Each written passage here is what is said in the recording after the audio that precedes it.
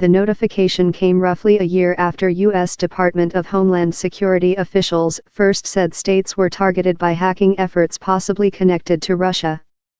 The states that told the Associated Press they had been targeted included some key political battlegrounds, such as Florida, Ohio, Pennsylvania, Virginia, and Wisconsin. Being targeted does not mean that sensitive voter data was manipulated or results were changed. A hacker targeting a system without getting inside is similar to a burglar circling a house checking for unlocked doors and windows. Even so, the widespread nature of the attempts and the year-long lag time in notification from Homeland Security raised concerns among some election officials and lawmakers. For many states, the Friday calls were the first official confirmation of whether their states were on the list, even though state election officials across the country have been calling for months for the federal government to share information about any hacks, as have members of Congress.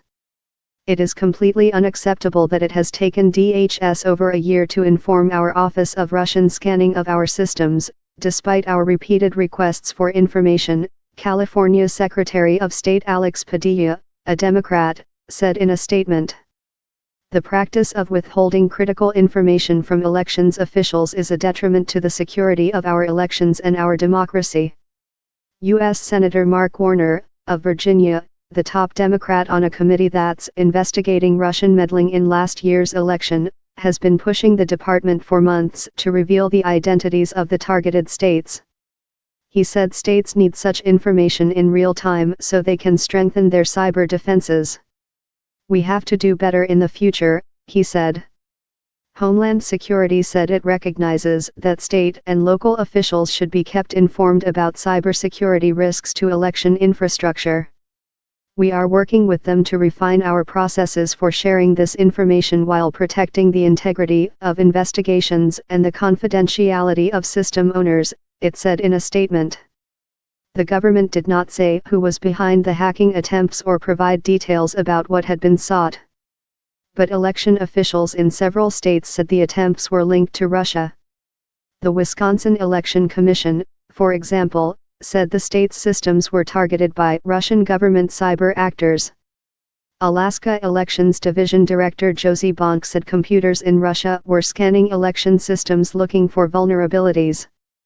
A spokeswoman for the National Association of Secretaries of State said the group has requested a list of the states where there were hacking efforts.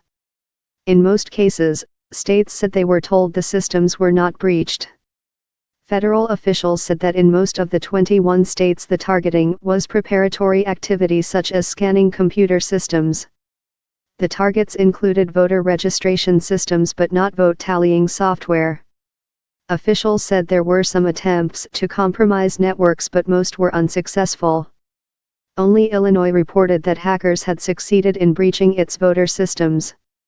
Other states said their cybersecurity efforts turned back efforts to get to crucial information. There are constant attempts by bad actors to hack our systems, Iowa Secretary of State Paul Pate, a Republican, said in a statement.